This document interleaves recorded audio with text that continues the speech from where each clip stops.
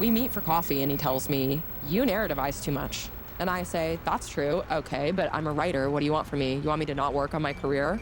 And he says, yeah, when it pertains to our relationship, maybe don't work on your career. And I say, well, relationships are my career in that filtering all of life, and your reactions to it is like pretty much the cornerstone of art. Then he says, a career is something you make money at. Then I say, a career is also something that you think about a lot. And he says, well, then I guess everything's your career. And I say, that's hurtful, but it's also true. And he says, you're being difficult and you know you're being difficult. And I say, well, I'm a difficult woman. And I say it with pride, even though I'm not so much proud as I am just making do. He rolls his eyes and says, I think that's just another narrative. None of this actually happened, of course. Not really, not as it should have if life were more in balance. Then he says, why is your point of view more in balance? And I want to say because I'm a girl, but that seems short-sighted considering that gender's the spectrum. Though maybe of the two imprints, spirits, colors, whatever, the female one's more aware of how other people move.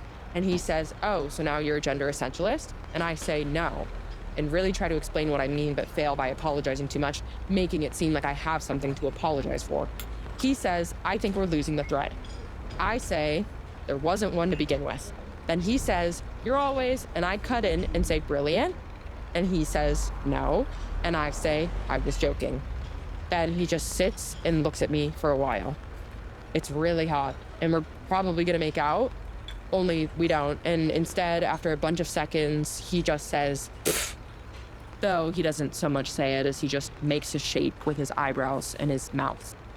Back-footed, I bravely changed the subject. So what are you doing for Halloween? I am a scammer in the world of love. I take it all and I won't give it. I'm the moan on the bathroom floor, the creeping dread, the balance limit. I know